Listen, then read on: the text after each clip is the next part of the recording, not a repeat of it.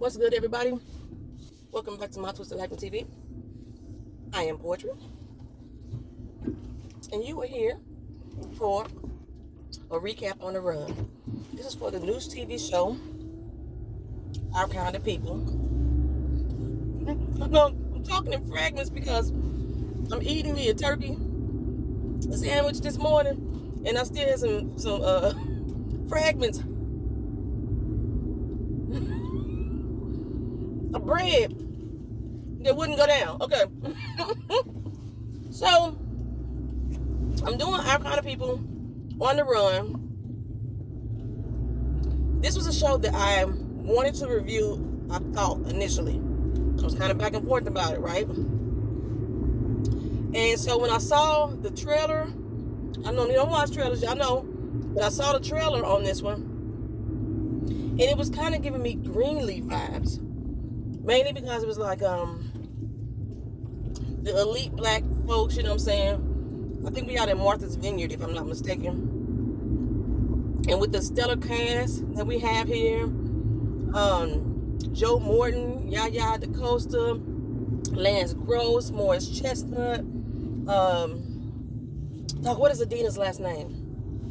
It's a cast. It's a good cast. I was like, this looked like this should be really good. So I wanted to possibly review it. I wasn't sure if I was going to have the time because it comes on the same night as Queen Sugar. But Queen Sugar is, I think, halfway through the process right now. So I was like, okay, maybe, let me look into it. And it has like a lot of layers of melanated folks, you know, up in here. Got some nice eye candy. The cast is a beautiful cast. But some nice eye candy up in the joint. What else? The fashions and hairstyle. It's gonna be popping and on point through this whole doggone season. Now I watched a little segment on YouTube talking to the fashion designers and their vision about the fashion on the show, and I was like, yes, I can get with this. Y'all know, even though I'm not a fashionista, I still got an eye for fashion. You know, you can appreciate art without being an artist, you know what I'm saying? So I was like, okay, I really want to get into this show. That's what I was feeling at this point. So I watched the other night, last night. Why does it feel like this guy is flashing his lights on me?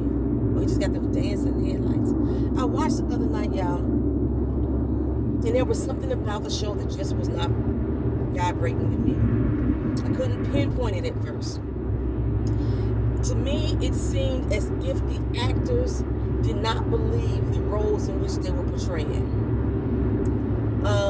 It was like we were watching. You ever seen a play? Sometimes you can get that play vibe compared to the big screen type of feeling. It was almost like we were watching them acting out a play. It's a play. When you have a play, the dramatics of it is so much different because you don't have a lot of the ambiance to go around it, because usually it's one setting. And I was getting they didn't seem believable in these roles, except for, of course, the one and only Joe Morton. Joe Morton, no matter what role he's in, he steps into that mug with fervor. Okay, now, I didn't read the book. Sad Scales told me there was a book. I didn't read the book. I haven't read it. But I was watching part of her live last night. I didn't stay for the whole thing. But she was saying that the roles, the characters in the book, they cast them perfectly.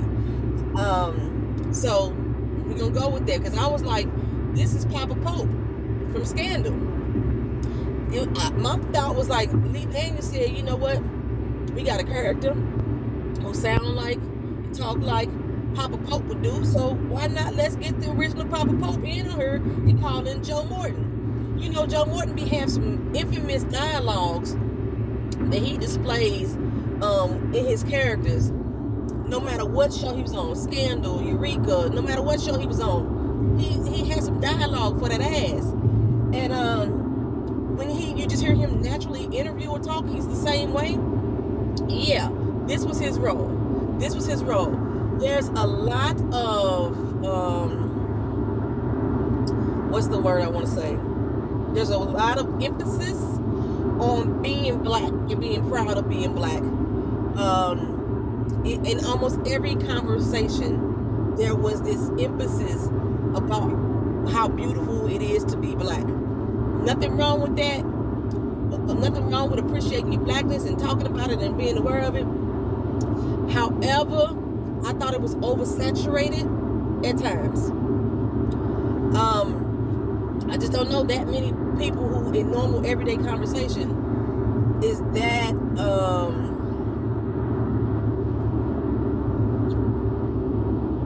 shows that much awareness in their conversation in every sentence, in every breath.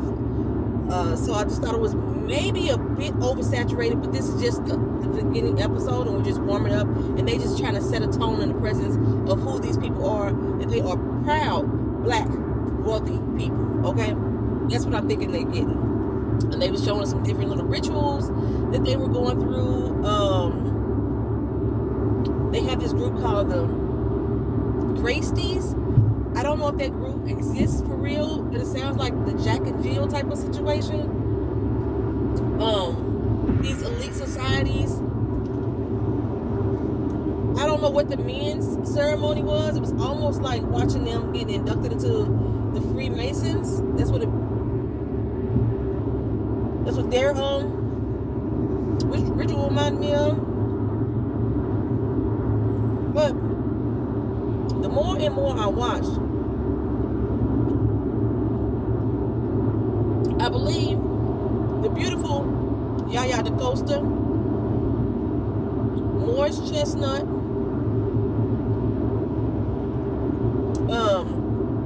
Ryan, I can't think of Ryan's last name. I know Ryan from her music. She has this song that I just love, and I love the way she dances. And she played Michelle A. She plays Lauren on the show. And Ryan, Yaya DaCosta, and Morris Chestnut, I don't believe them in their roles. I just don't. The way that they're delivering their lines right now, and maybe, just maybe, they will warm up to it. Because, like, I kind of felt that way when I started watching Queen Latifah's The Equalizer in the beginning. And then they kind of settled into their roles the more and more the show went on.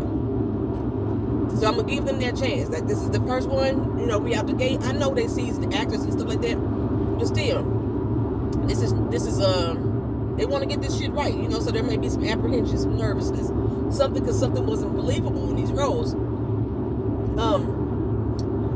For me, Yaya was acting like she was in a telenovela. She was over dramatic at points when it didn't need to be.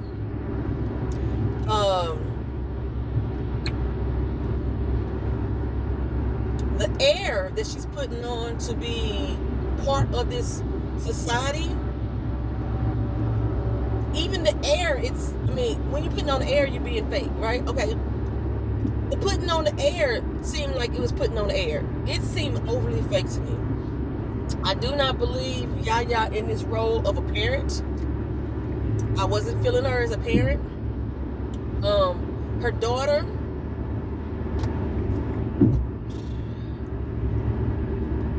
I like her character so far, but she seems very naive. She seems to have been the child who was kind of like a little free-spirited. She got caught smoking, she got caught drinking, got in a lot of trouble, almost went to juvie. You know, that's her backstory.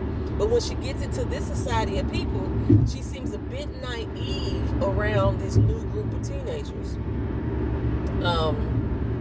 I do not believe Morris Chestnut's character, the husband that he's playing, is supposed to be, you know, the very supportive, very charismatic, just, okay, what movie was he in? He was in a movie with, was it Sanaa Lathan? The movie where they moved the girl into their house, and then the girl got attracted to him, and she started imitating the wife. Or was that Regina Hall? I forgot who the wife was in the movie. Okay, in that particular movie, the status that It's kind of similar to the status that he in this movie. Morris Chestnut played. He pulled that off though in that movie. He's not pulling it off right now for me. It seemed like he putting on airs too. It's like I could tell they're acting. It doesn't seem like it's coming natural to them. Okay, so I'm not even sure if this is gonna be a recap review. I guess it's a recap on the run. It might be a review on the run. It's not chocolate milk I don't drink.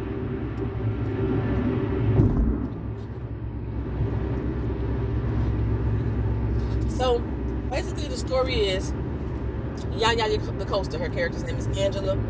Her daughter is Nikki. Okay, Yaya's mother just recently passed. And so she had a piece of property over here in the vineyard. I think this is exactly where they're at. That she left to Yaya, to Angela. So she's about to pack up her family and move, I'm not sure from where, because I don't remember, to this new home in the vineyard. And it may be just for the summers. Apparently her mother had told her different stories about her time and her experience there. Now she knows that her mother used to be a servant. I don't want to call her a maid, because when I listen to what she actually did there, she wasn't necessarily a maid. She's probably a servant, you know. But yeah, so she did service work at these different bougie establishments, the boarding school, these parties and things like that. I don't call that a maid. But okay, but unless there's more to the story that we just don't know. But she ended up getting left an old boarding school. It was unclear to me how she got this boarding school, how she could afford this boarding school, things like that. It was unclear to me. Well, her sister, I forgot, damn, what was her name? Tasha Mama Power. What's her real name? Y'all put it in the comment section. She is playing her aunt. Her name is Piggy. She's moving there with them as well. Now, Angela has a hairline. They say it's a natural hairline. She likes to deal with natural hairs and natural textures, but a lot of this is like wigs. That's what it basically is. It's a lot of wigs and weaves that people with natural hair can wear for protective styles type of situation. So far I haven't seen her, like just from this particular episode, it was a fashion show, so she had to go over the top and know all that stuff in order to do what she had to do for this fashion show. But Eve's Crown is the name of the doggone business, right? So she's bringing Eve's Crown there to the little spot, and every time she introduces herself, she introduces herself with Angela Vaughn. I own Eve's Crown. We over on Deloitte. My mama used to be here for the summertime. This, that, and the third. She's what her daughter say, that she's trying to make herself fit in with this society so bad. If you don't get the fuck off your phone and get off my ass. She's trying to make herself fit into this society so fucking bad. It's annoying to me. It's annoying to me. I understand you want to be a part of this elite crew because this could help your business grow. You want to be accepted into society. I don't know how she got the invitation to be in a society in the first place. That she got invited to come into society. Maybe her girlfriend. Oh no, Nikki is the girlfriend. What is her daughter's name? I don't remember her daughter's name. Damn it. Her girlfriend is Nikki. If I'm not mistaken, Nikki is the girl who was the sister on the show that Gabrielle Union was on. It was on BET. I just watched a marathon on it. Y'all know what show I'm talking about. She started off with Ghost as her boyfriend, and she went to Cue Ball. She was in love with him, and then she ended up with Michael Ealy at the end. Y'all know what show I'm talking about with Gabrielle Union. Yeah, the sister that was on there. That's who she is. That's the friend. She's playing the same role, the over eccentric, loud, black, fat girl.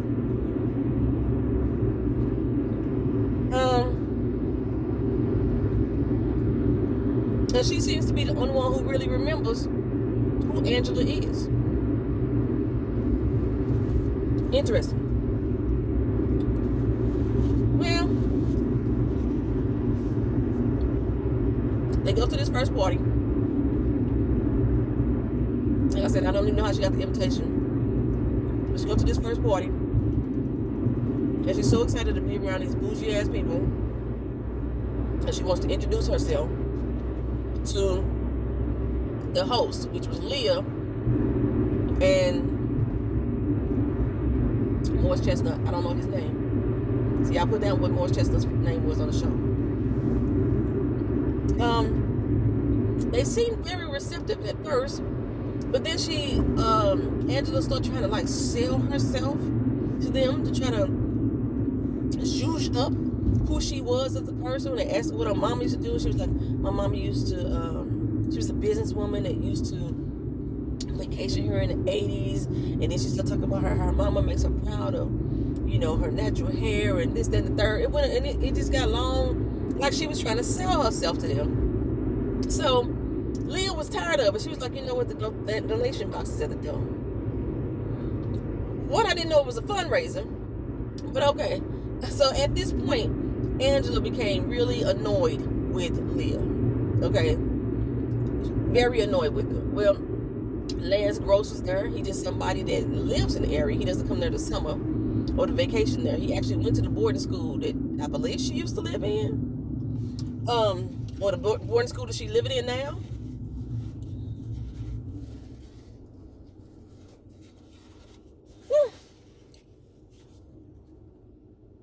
Big bread is really sticking to my teeth. Nice looking gentleman.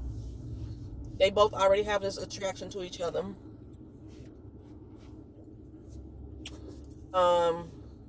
Yeah, there's that. So I think she's gonna try to get with him real quick. Actually, she did get with him real quick as far as locking lips.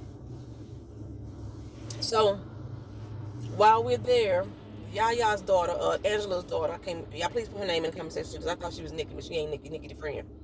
She meets Leah's kids, which is Quincy and Lauren. Of course, she has an attraction to Quincy. Quincy was like, you know what, this party ain't all that. My party better. And one of the girls came up and tried to cut him off in the conversation. Just kind of position herself in between them two as they was talking, because she trying to go take some photos, right? Fine, whatever. But she gets invited to the party, Quincy's party, which is immediately after this function. And then there was another function that was immediately after that Angela was invited to. So on day one, they both invited to parties. They both sitting in, getting in real good, whatever. The daughter, what is her name, y'all? I'm gonna have to just call her the daughter right now. While she's at the party, she meets up with the girls who was around Quincy, and one of them drops her phone into her bag. I didn't know what the hell was going on with that. She drops her phone into her bag, and I think Quincy gave her some vodka. She wanted a club soda, but Quincy gave her some vodka. She took the vodka to drink. Doing a little function. Now she was dancing and everything with Quincy. They all having a good time. It didn't seem to be no hateration, holleration going on. However, she heard somebody screaming. It was Lauren. Screaming at the top of her lungs about Taylor. Taylor supposedly fell over the boat. She said they was arguing, and all of a sudden she was gone. Okay, so the daughter ran off to go get help. When everybody came back, because I wasn't even sure if it was a real person that fell over. You know what I'm saying? When everybody came back, they was all talking about. The police was telling we need to tell Leah we need to talk to your daughter, because Angela's daughter said she was with her when it happened. And Lauren is like, bitch lying, I wasn't with her. I was like, what? I didn't understand this initial setup. Why did they want to set her up off the top? And why is Lauren going around lying about whether or not she was present or if the girl was there? I didn't understand her putting the cell phone. So it was like this was already planned. How y'all playing this shit that fast? Y'all just met the girl at the last party just a couple hours ago. It was weird. Shit was moving in a way that I was like, huh? Okay, whatever. But I mean, it had an interesting vibe. And it was very Tyler Parrish. And then found out it was Lee Daniels, and I was like, I didn't like Star. But anywho, okay, so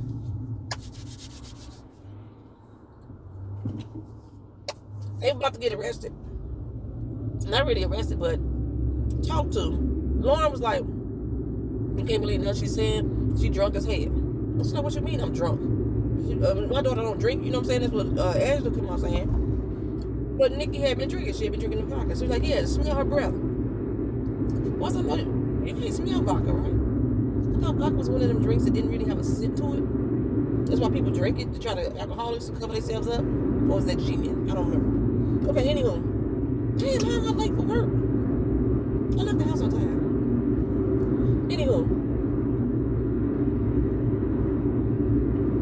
So, Angela grounded her for drinking. Because she almost got arrested for underage drinking. You should arrest the bartender then for serving her a drink. Everybody at this party was underage, including Quincy. How she the only one that's gonna get arrested for underage drinking? But okay, go ahead, move forward. So now it's time for this little gathering of sorts. I don't even know if I want to go through this whole thing, y'all. She go to this gathering thing. She trying to get nominated to the society. The mama don't like her already. She's like, you need to tell Leah that she need to shut that shit down. Leah's the new president of this chapter. They don't really want to accept her in it. They giving her assignment. She got nominated to be in it. And then mama was like, I'm really surprised you nominated. When it all comes down to it, it was a lot going on. They gave us a lot in this first episode. But it was like they were skipping parts to give us this lot. Okay, we're going to flash back to Angela for a second because I'm almost at work. Basically, Papa Pope is her daddy too. He walked out on her mama years ago. Well, actually, didn't walk out, but I guess he paid her off or whatever or something like that. And that's how she got the house. He gave her some paperwork or deed or whatever. I don't know. I think that's what was happening. Because she was like, you just gonna pay me off? You gonna... Yeah, he drove away and there was another little kid in the car like, Daddy, who is that girl? Because it was a little girl running up after him screaming, Daddy! You know what I'm saying? And then when we got to the party, Angela was saying, if my daddy was here, I wouldn't even know. You knew it was Papa Pope.